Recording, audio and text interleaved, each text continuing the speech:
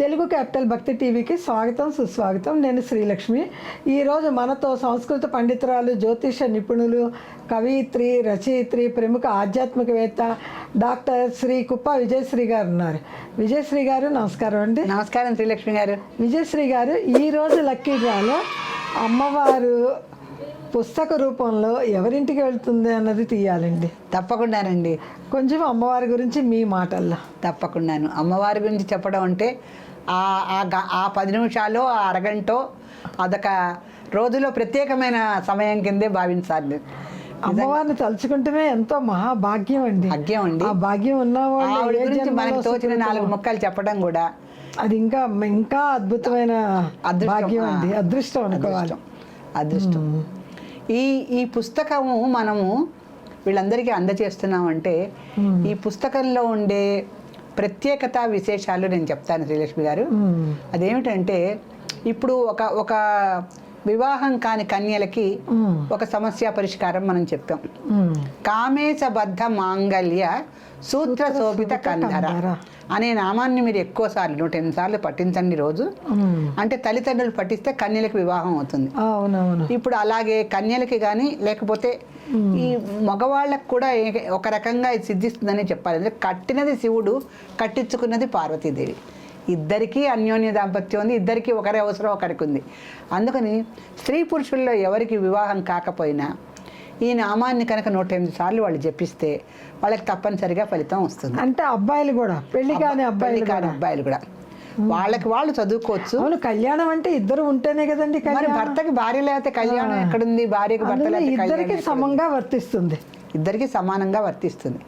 అయితే ఇక్కడ నామంలో లలితా సహస్రనామం కదా మనం అన్ని చెప్తున్నది. అమ్మవారి పరంగానే ఉన్నాయి నామాలన్నీ. అందుకని స్త్రీలకు ఎక్కువగా సంబంధించినట్టుగా కనిపిస్తుంది పైకి. కానీ స్త్రీ పురుషులు ఇద్దరికి సమానంగా ఉన్నాయి ఈ నామాలు. అందుకని ఇప్పుడు అమ్మాయికి కానీ అబ్బాయికి కానీ ఈ నామము పారాయణ చేయడానికి వీలు లేకపోతే వాళ్ళ తల్లిదండ్రులు కూడా చేయొచ్చు. అంటే వాళ్ళ ఉద్యోగ దీనిని బట్టి అబ్బాయి ఎక్కడో ఉద్యోగం చేస్తూ ఉంటాడు. అంత నిష్ఠగా నియమంగా చదవాలి అంటే కుదరకపోవచ్చు కూడా. అది కానీ ఇంట్లో తల్లికి తాపత్రయం ఉంటుంది కదండి, నా కొడుకు పెళ్లి కావాలని తల్లి చేయొచ్చు. ఇలాంటి ఇప్పుడు మీరు అడిగిన మాట శ్రీలక్ష్మి గారు, నాకు ఎన్నో ఫోన్లు వస్తుంటాయి.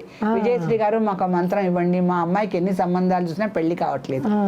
అమ్మాయిలకేమో డిమాండ్ ఎక్కువగా ఉంది. వాళ్ళే అనుకుంటే ఈ అబ్బాయిలతో దండం పెట్టేస్తున్నారు న్నారండి. మా అబ్బాయికి ఒక అమ్మాయి దొరికితే చాలంటున్నారు. అమ్మాయి ఏమిటి కోరికలు గుర్రాలు అయిపోయి ఈ అర్హతలు ఉన్నవాడినే నేను చేసుకుంటాను అని అమ్మాయి పట్టుకొచ్చింది. అన్ని అర్హతలు ఒక అబ్బాయిలో ఉండాలంటే కష్టమే కదండి. అంటేనండి, అణగదొక్కబడిన స్త్రీ జాతి యొక్క విప్లవం అండి ఇది. విప్లవం వరకు మగవాడు దొరికితే చాలు తాళి కట్టించుకునే రోజులు. అవునవును. ఇప్పుడు ఆడపిల్ల దొరికితే చాలు అమ్మో అని తప్పించే రోజులు పురుషులకు వచ్చినాయి. ఎందుకు వచ్చినాయి? వాళ్ళ కన్ను వాళ్ళే పొడుచుకున్నారు. వాళ్ళు ఈ స్థితి వాళ్ళే తెచ్చుకున్నారు. మగవాళ్ళు ఆడవాళ్ళని బాగా అణగదొక్కేస్తే వాళ్ళు ఇప్పుడు కలికాలంలో ప్రథమ పాదం కూడా మనం దాటలా. బ్రహ్మగారు చెప్పిన ప్రకారం స్త్రీలు బాగా విజృంభించే సమయం వచ్చింది. లేచింది మహిళా లోకం. అది ఎప్పుడు రాసిన కవిత అది? అదే 1960s లో రాశారు.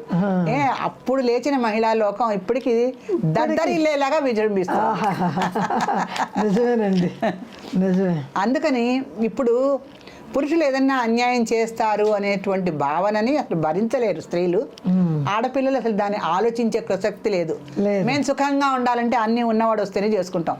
మేము పూర్వకాలం లాగా కష్టాలు పడం, మగవాడి అదుపాజ్ఞల్లో అణచగొట్టబడి మేము ఉండం అనేటువంటి నిర్ణయం అందరు స్త్రీలు తీసుకున్నారు. అందుకని పురుషుడికి అన్నీ ఉంటే కానీ చేసుకోవట్లేదు. అంటే నిజంగానే విప్లవం వచ్చిందనమాట. విప్లవం అంటే కన్నా నేనైతే మార్పు అని చెప్తానండి. మార్పు అంటే రావాల్సిన మార్పే వచ్చింది, కానీ అది అతిగా పోకుండా సద్వినియోగం చేసుకుంటే అది ఇద్దరికి క్షేమం. స్త్రీలు కూడా ఆశించవలసిన స్వాతంత్రమే ఆశిస్తున్నారు. కాకపోతే ఏంటంటే ఆ స్వతంత్రాన్ని హద్దు మీరి పెట్టుకోకూడదు. అది హద్దు మీరిన స్వతంత్రం ఎప్పుడు అనర్థానికి దారితీస్తుంది. అవునండి. అలా కాకుండా స్వతంత్రం ఉండాలి. అన్ని రకాల స్వతంత్రాలు ఉండాలండి. ఆర్థిక స్వాతంత్రం దగ్గర నుంచి వ్యక్తి స్వాతంత్రం వరకు అన్నీ ఉండాలి. అప్పుడు సానుకూలంగా ఇద్దరు కూడా సమర్థించుకుని సంసారం ముందుకు తీసుకువెళ్ళచ్చు. ఆ రకమైనటువంటి స్వతంత్రమే స్త్రీలందరూ కోరుకుంటున్నారు.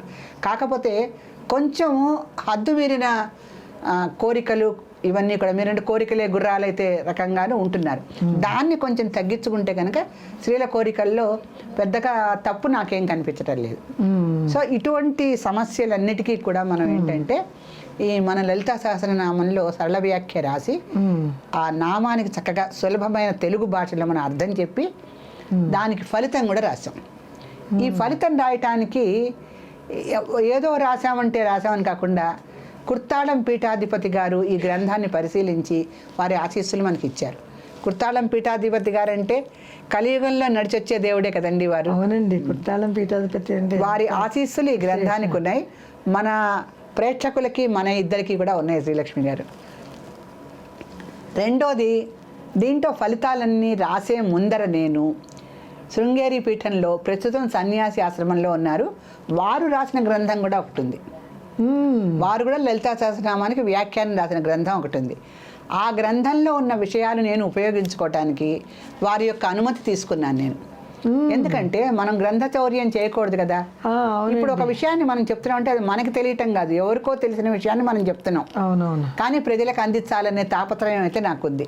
అందుకని శృంగేరి పీఠంలో ఉన్నటువంటి ఆ స్వామి రాసిన పుస్తకాన్ని దాని యొక్క అనుమతులు ఎవరెవరి దగ్గర తీసుకోవాలో వాళ్ళందరి దగ్గర తీసుకొని నేను ఫలితాలన్నీ రాయటం మొదలుపెట్టి విశ్లేషణ చేసి పరిశోధన చేసి రాశాను. రాశారు. రాసిన తర్వాత ఆ గ్రంథావిష్కరణ నాకు శృంగేరిలో చేయాలనేటువంటి కోరిక చాలా ఎక్కువగా ఉండేది. కానీ ఇది సాధ్యమవుతుందా అనుకున్నా. సరే, ఏమీ ఒక అపాయింట్మెంట్ కానీ ఒక గట్టి ప్రయత్నం కానీ ఏమీ చేసుకోలేదు. అమ్మవారి మీద భారం వేశానండి. ఆ శ్రీమాతకి చెప్పాను, ఈ పుస్తకాన్ని నువ్వు ఎవరి చేతుల్లో పెట్టి ఆవిష్కరిస్తావో అది నీకే బాధ్యత వదిలేస్తున్నా, నీ ఇష్టం. నాకు అవకాశం వస్తే శృంగేరి స్వామి చేత చేయించు, లేకపోతే ఎవరో ఒక చక్కటి దేవి ఉపాసకుల చేతనే ఈ పుస్తకావిష్కరణ జరిపించు తల్లి అని దండం పెట్టుకొని ఒక 10 పుస్తకాలు నేను ప్యాక్ చేసుకొని శృంగేరికి బయలుదేరాను. బయలుదేరిన తర్వాత అక్కడ నాకండి సునాయాసంగా ఒప్పుకున్నారండి వాడు. అబ్బాబ్బాబ్బా. నేను మామూలుగా దర్శనానికి వెళ్ళాను, భారతీ తీర్థస్వామి వారి దగ్గరికి వెళ్ళాను, తీర్థం తీసుకున్నాను. పక్కన విధుశేఖర భారతి గారు ఉన్నారు. వారు సామాన్య వ్యక్తుల్లాగా అతి నిరాడంబరంగా నుంచొని ఎవరు క్యూలో వచ్చి మాట్లాడితే వాళ్ళతో అన్ని విషయాలు మాట్లాడి పంపిస్తున్నారు. అలా క్యూలో నేను కూడా వెళ్ళి విధుశేఖర భారతి దగ్గరికి వెళ్ళి వారి దగ్గరికి వెళ్ళి దండం పెట్టుకొని మీ ఆశీస్సులు కావాలి అంటే వారు ఏం మాట్లాడకుండా ఒక ఫలాన్ని నా చేతిలో వేసి అక్షింతలు ఇచ్చారు. ఇస్తే నేను ఒక గ్రంథాన్ని రాశాను, మీరు దాన్ని ఆవిష్కరించాలని నా కోరిక, రేపు తీసుకురమ్మనమంట. ఆ గ్రంథాన్ని మీరు ఆవిష్కరించాలి అని నేను ప్రార్థన చేశాను. ఏమీ అనలేదండి వారు. ఏ పుస్తకం అన్నారు? లలితా సహస్రనామానికి వ్యాఖ్యానం రాశాను, సరళ భాషలో రాశాను, అందరికీ అర్థమయ్యేటట్టుగా. కుంకుమ పూజ చేసుకునే వాళ్ళు అర్థం తెలిసి కుంకుమ వెయ్యాలి అమ్మవారి మీదని నేను ఆ ఉద్దేశంతో రాశానండి అని చెప్పి. అప్పుడు ఫలితాలు కూడా నేను రాసినట్టు చెప్పాల, అంటే వారి దగ్గర ఎక్కువ సమయం ఉండదు కదా. దాన్ని ఉంది రేపు తీసుకురండి అన్నారు. అంత నాకు అది అమృత వర్షం కురిసినట్టు అయిపోయిందండి. వారు వినటం ఏంటి, దాన్నే ఉంది రేపు తీసుకురండి అన్నారు. స్వామి ఎప్పుడు రమ్మనమంటారు రేపు అంటే, రేపు రండి, రేపు 1 గంట తర్వాత రండి, సమయం ఉంటుంది. వారు అన్న ప్రకారమే 1 గంట తర్వాత ఆ పుస్తకాన్ని వారి కరకమలాలతో ఒక మంగళప్రదమైన సమయంలో ఆ పుస్తకాన్ని పూర్తిగా అండి దాదాపు ఒక 25 నిమిషాలు విధుశేఖర భారతి గారు ఆ పుస్తకాన్ని చదివారండి.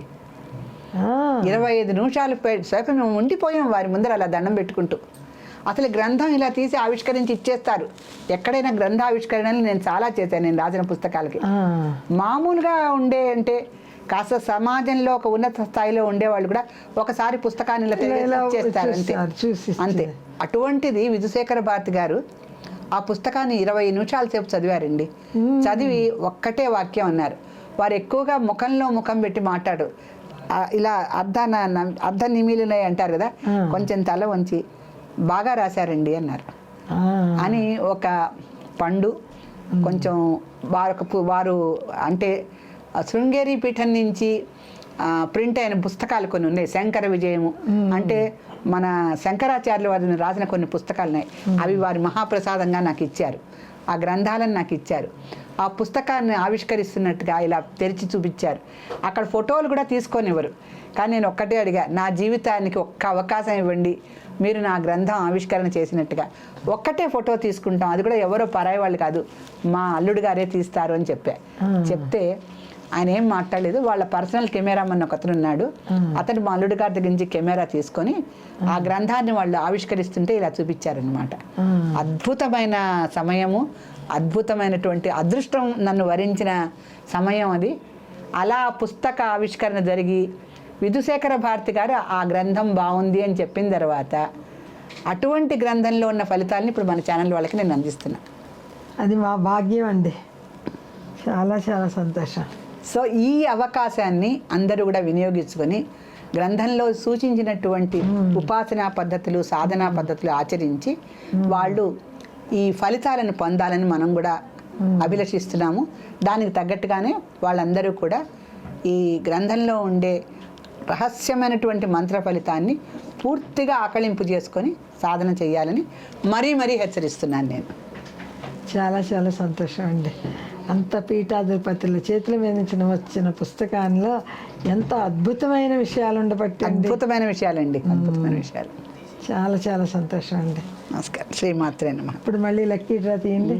తప్పకుండాను.